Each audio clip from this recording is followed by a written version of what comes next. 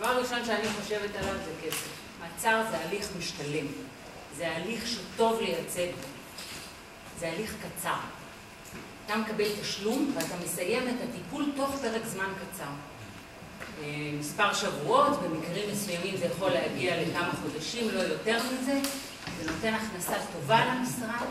זה תחום צר ומצומצם שקל ללמוד אותו מבחינה משפטית, ואין בזה הרבה כתיבה, ולכן זה תיקים שכדאי להתמצא בהם, כדאי לקבל שם של עורך דין שמטפל במעצרים, זה בהחלט משתלם. הדבר הראשון שאני רוצה לדבר עליו זה מעצר ימים. מה זה מעצר ימים? כשאנחנו אומרים מעצר ימים אנחנו מתכוונים למעצר לפני שהוגש כתב אישום. וכל נושא המעצרים, כמו גם הנושא של מעצר ימים, מוסדר בחוק סדר הדין הפלילי, סמכויות אכיפה מעצר. מקורות שונים, נושא המעצרים מוסדר ברובו בחוק הזה, כדאי לקרוא אותו, יש בו תשובות להכל, לערר, לעיון חוזר, לסמכויות בתחנה של הקצין, של... הדברים מפורטים בחוק בצורה די ברורה, זה נדיר בעיניי בשיטת המשפט שלנו, ולכן כדאי להיעזר בו ולפתוח אותו, מה שלא נכון תמיד לגבי חוקים אחרים. אוקיי, מה המטרה שלנו? מה המטרה שלנו כשאנחנו מקבלים על עצמנו לייצג עצור במעצר ימים, לפני שהוגש נגדו כתב אישום? אז על פניו אפשר להגיד, המטרה שלנו זה לשחרר אותו, ואני רוצה להציע מטרה רחבה בהרבה.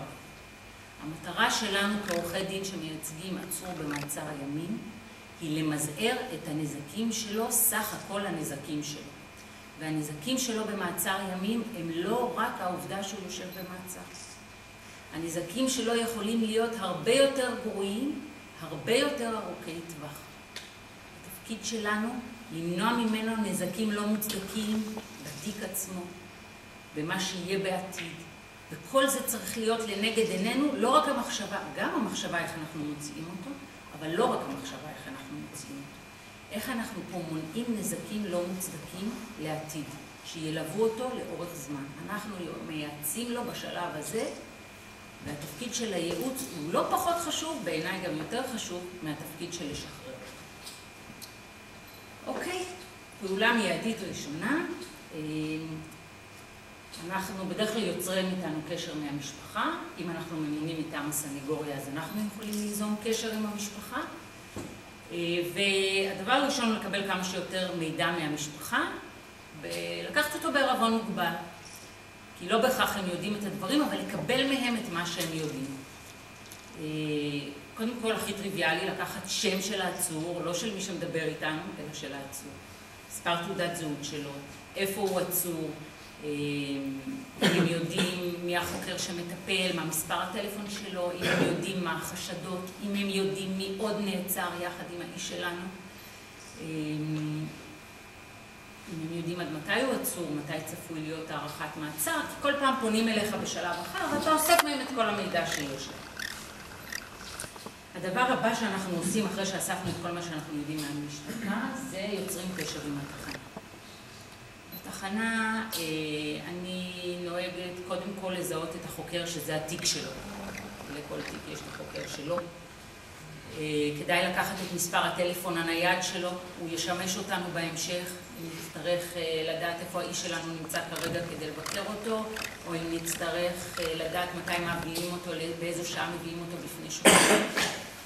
לדעת מי החוקר של התיק. אבל בנוסף לזה אני ממליצה לראות, להחליף דברים עם הממונה על החקירה. שזה יכול להיות ראש משרד החקירות, אבל הרבה פעמים מעצרים הם בלילה, הם בחג, קצין תורן. קצין תורן שליווה את המעצר, שיודע פחות או יותר במה מדובר. כשאני יוצרת קשר עם האנשים האלה, אני קודם כל נותנת את מספר הטלפון שלי. שידעו שאני מייצגת, מוודא שהם רושמים בתיק. וזה חשוב, כי יש פעולות שיש לי זכות לדעת אם אני מייצגת. ואם הולכים לערוך מסדר זיהוי, או אם האיש מבקש להיוועץ בעורך דין, שלא אפשר מאוחר יותר להגיד, לא ידענו שיש ייצוג, לא ידענו מי מייצג, העברנו הודעה כזאת, העברנו הודעה אחרת, נותנת את הפרטים שלי.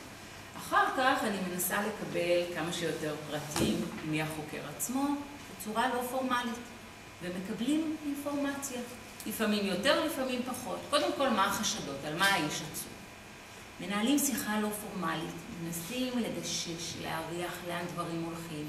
זה תיק גדול, זה תיק קטן, יהיו הרבה הערכות, יהיו פחות. זה מאוד תלוי בחוקר ובכימיה שנוצרת איתו, כמה מידע מקבלים בשלב הזה. מה שבטוח שצריך לקבל ממנו ורשאים לקבל ממנו, זה איפה האיש מוחזק, ומתי הולכים להביא אותו להערכת מעצר ואיפה. אלה החלטות שלפעמים מתקבלות באמת בערב לפני, אז עומדים בקשר עם החוקר ואת המידע הזה כמובן מקבלים. עכשיו שווה לשאול, וזה תלוי בתיק, אם זה תיק חמור, אם יש כבר פרקליט מעורב בתיק.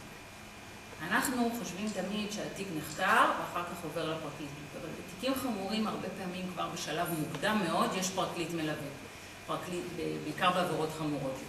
פרקליט ראה את התיק, החקירה נמשכת, הוא בהלוך חזור עם המשטרה אומר להם תעשו לי השלמות כאלה, השלמות אחרות. אם יש פרקליט אני רוצה לדעת מי הוא, הרבה פעמים אני אדבר איתו כבר בשלב מעצר הימים. המיידי הבא הוא הביקור עצמו, שהוא בעיניי דחוף. אני מאוד מצטערת על זה שלפעמים עורכי דין לא מבינים עד כמה הוא דחוף. זה לא נוח, אבל הפליליסטים זאת העבודה שלהם, ואנחנו עומדים לרשות הלקוחות שלנו, ואם אנחנו רוצים לטפל בתיקי מעצר, שהם כאמור תיקים רווחיים ואני מאוד ממליצה לטפל בהם, אנחנו צריכים להיות זמינים.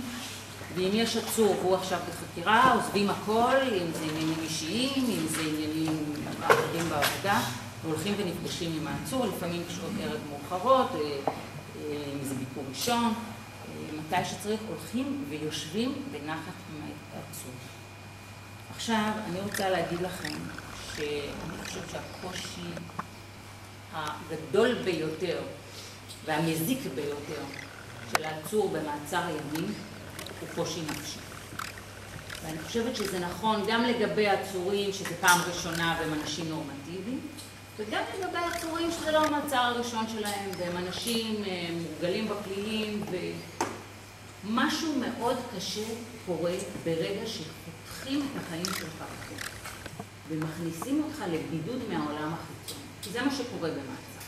במעצר ימים אין לך שום קשר ממה שקורה בחוץ. ברגע, שהוא הרבה פעמים רגע לא צפוי, מנתקים אותך מהמשפחה שלך, מהשותפים שלך, מהכל. ואני מוצאת שעצורים רבים עסוקים, במקום בהתמודדות עם החקירה, שזה מה שחשוב לנו, שהם יתמודדו כהלכה עם החקירה, הם עסוקים בדאגות. דאגות לאישה שהם השאירו בחוץ, דאגות להורים שעכשיו מה הם חושבים עליי שאני עצור, ואבא שלי ככה וככה, דאגות לשותף לעבירה, שהאם גם הוא נעצר, והאם הוא פותח עליי עכשיו בחדר הסמוך, או דאגות אולי השותף עכשיו כועס עליי שנעצרתי, או דאגות עכשיו ככה. דבר ראשון תקבלו ממנו, אחרי שיצרתם את ההקדמה הזאת, כמה שיותר אינפורמציה. מי חקר אותו, מה החשדות נגדו, בהזהרה שהייתה כנגדו, מה הראיות שהציגו לו במהלך החקירה, תקבלו ממנו כמה שיותר אינפורמציה. תפקיד הבא, והוא מאוד חשוב, הוא ליידע אותו לגבי הזכויות שלו בחקירה. דברים הכי טריוויאליים. יש לך זכות שהחקירה תהיה בשפה שאתה מבין. יש לך זכות לקרוא את החקירה לפני שאתה חותם עליה. יש לך זכות לדרוש להוסיף משהו או לתקן משהו, אם זה לא מה שאמרת. אנשים כל כך מבוהלים או חלשים, או באמת ניצבים מול כמה אנשי חוק חזקים סמכותיים, ולא עומדים על הזכויות שלהם. יש לך זכות להיוועץ איתי שוב בהמשך אם יש שינוי ואם יש צורך. יש לך זכות לשמור על שתיקה. זכות השתיקה זה משהו שנשחק מדי, בגלל שבאמת בהזהרה אומרים לך שיש לך זכות לשתוק, אבל אם תשתוק יהיה לזה משקל כנגדך בהמשך. נאשמים חושבים שאם הם ישתקו הם עבריינים. אבל הזכות הזאת היא זכות שקיימת. צריך להסביר אותה לנאשם ולהסביר לו איך מיישמים אותה. כי היו לי כבר מקרים שסוכם עם נאשם שהוא שומר על זכות השתיקה, ואז החוקר אומר לו, רק תגיד לי איפה אתה גר. אז הוא אומר לו, איפה הוא גר? זה הסיגריות שאתה מעשן? כן, זה הסיגריות שאני מעשן. למה? כי הוא מתחיל איתו בשאלות שהן כאילו לא חשובות, אבל הסיגריות האלה זה הסיגריות שנמצאו בזירה, נגיד, לא משנה. מפה לשם מגיעים רק לשאלה הקריטית, ושם הוא שומר על זכות השתיקה. גרוע מאוד. להסביר לנאשם מה זה אומר. אם בוחרים בדרך הזאת, אנחנו נדבר על איך בוחרים, מה בוחרים, אבל אם בוחרים בדרך הזאת, להסביר לנאשם מה זה אומר. לשמור על זכות השתיקה זה אומר, אתה לא עונה לאף שאלה, מתחילת החקירה ועד סיומה. ואתה לא עבריין אם אתה עושה את זה. הדבר הבא שצריך להסביר לנאשם, תלוי כמובן לחשוד, תלוי כמובן מהלקוח, אבל להסביר לו מה הם אמצעי החקירה שהמשטרה נוקטת, במיוחד כאלה שאולי הוא לא מודע אליהם. יש חשודים שחושבים שמה שהחוקר כותב זה ישמש נגדם, ומה שהם אומרים לו במסדרון זה בסדר, אפשר לדבר חופשי כי השוטר הוא כזה נחמד, הוא סחדי, אפשר לזה. ואז השוטר גומר איתם את השיחה במסדרון, נכנס לחדר, רושם זחד שקובר את התיק. הנאשם הודע בפניי, או שאל כמה הוא יקבל על זה, או משהו, איזושהי אמרה שיש בה הודעה. אז לידע אותו שכל מה שקורה במשטרה הוא חקירה. יכול להיות מדובב מי שהתחברת. יכולה להיות, אם מפגישים אותך עם שותף שלך, אתם חושבים שאתם לבד בחדר, יש שם מצלמה. לידע אותו מה אמצעי החקירה שקיימים כרגע, שגם יכולים היו להיות בחוץ בהתאם לפרשה. לדוגמה, אם התיק הוא חמור, יכולים להגיד לו שיכול להיות שהייתה עליו האזנה. עכשיו, יש את השאלה מה עושים כשהנאשם אומר, שהחשוד אומר לכם, תגיד לי מה להגיד. אז מה אני אומר? אז מה הגרסה שלי? עכשיו, חד משמעית, התפקיד שלנו כעורכי דין זה לא לנסח גרסאות. חד משמעית. ואני לא אומרת את זה מתוך איזו עמדה אתית מתייפייפת. זה לא התפקיד שלנו, וזה מועל בתפקיד שלנו אם אנחנו יושבים ומנסחים גרסה. התפקיד שלנו הוא להסביר לנאשם, לחשוד שמולנו, מהן האפשרויות שעומדות בפניו, ומהן ההשלכות של הדרך שבה הוא בוחר ללכת. הוא יכול להגיד לנו, אני עשיתי ככה, אבל מתכוון להגיד ככה. זה בסדר, אנחנו יושבים איתו, אנחנו מייעצים לו. אנחנו אומרים לו שזה יכול להועיל לו, אבל גם יכול לפגוע בו. לדוגמה, אנחנו אומרים לו שאם הוא ימסור גרסה שיכולה להסתתר בראיות אובייקטיביות, האזנה, איכון טלפוני או משהו כזה, הגרסה שלו תיפול. זה ייעוץ מותר, זה ייעוץ נחוץ וראוי. אנחנו לא צריכים לבוא ולהגיד לו, תגיד ככה, תגיד. המעצר לפני החקירה, לפני העמדה לדין, מוסדר בסעיף 13 לחוק. ואם האיש שלנו מובא בפני שופט, אז היסודות מפורטים בחוק. צריך להראות חשד סביר שאדם עבר עבירה, שאיננה חטא, ושקיים חשש לשיבוש הליכי משפט, או להתחמקות, או מסוכנות, או שיש צורך בפעולות חקירה שלא ניתן לקיים אותן אלא במעצר, זה יחסית חריג, ושלא ניתן להשיג את מטרת המעצר בדרך שהיא פחות חמורה ממעצר, שאי אפשר להסתפק בחלופה. בבית המשפט לפני הדיון. בהתאם לתיק, אבל ברוב המקרים אני ממליצה להגיע עם חלופה מוכנה. משהו מאוד קונקרטי. אם תהיה לנו הזדמנות, אם יהיה לנו את המזל הזה, את המקרה המוצדק הזה, את השופט הקשוב, את המחדל של התביעה, אם יהיה לנו את המקרה, אנחנו צריכים להביא לשופט את הסולם לרדת מהעץ. החלופה הזאת שתהיה מוכנה לשליפה ברגע הרלוונטי. בית, מפקחים, כתובת, אנשים בלי עבר פלילי, להגיע עם החלופה הזאת מוכנה, בהתאם לתיק רמת ההכנה שלה. לפני הדיון לקרוא את הבקשה, לקרוא את החשדות, תקראו, יש שם הפתעות לפעמים, יש שם דברים שיכולים לסייע לנו בהמשך. הסכמות על מעצר ימים לא אהובות עליי. אם יש הסכמה לשחרור, קחו אותה, מיד, בכל תנאי. מעצר בית מלא, אפילו שאתם חושבים שהאיש צדיק. קחו כל הסכמה לשחרור מיד, אם זה הסכמה לשחרור מיד. אבל אם זה מעצר ימים, ובא שוטר מבקשה ל8 ימים, ומציע לכם להסכים על 5 ימים. הלקוח, המשפחה ששילמה לכם, רוצה שזה יהיה 5 ימים ולא 8. אבל התפקיד שלכם הוא יותר רחב מזה, ודיברנו כבר על המטרה. המטרה היא הרבה יותר רחבה. אם הבן אדם יישב 5 ימים או 6 ימים, שזה מה שהשופט ייתן, זה לא מה שקריטי. אם יש סיכוי שאתם תפיקו דברים מהדיון הזה, אם יש סיכוי של 1 ל-1000, אני יודעת, והשופט יצא, אז אפשר להגיד, 1 ל-1000, שהבן אדם ישתחרר במקום, אז זה שווה את זה. ושעוד יום מעצר, כמה שהוא נורא, ויש פסיקה של העליון של כל יום במעצר, הוא לא הדבר הכי קריטי כרגע. תזכרו את התפקיד שלנו במעמד הזה של מעצר ימים. יש אפשרות למחטף, לשחרר את הבן אדם.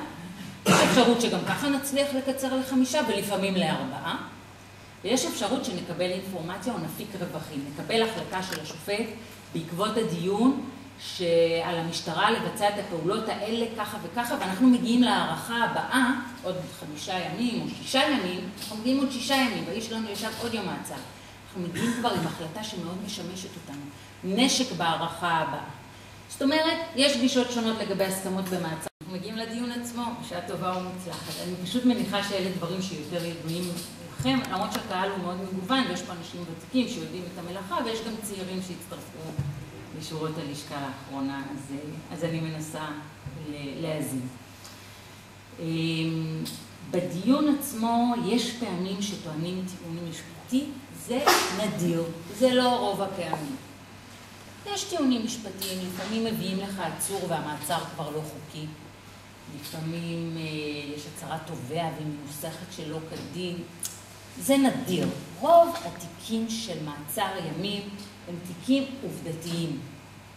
הם תיקים שצריך להיות בן אדם, סנגור, צריך להיות בן אדם פיקח, עם חושים, אינטואיטיבי, לדעת לדבר עם השופט שלו, ופחות משפטן. הימים זה לגייס את השופט. הדבר הכי פשוט לבית המשפט זה לעצור את האיש. זה הברירת מחדל. אתם נכנסים למקום עוין.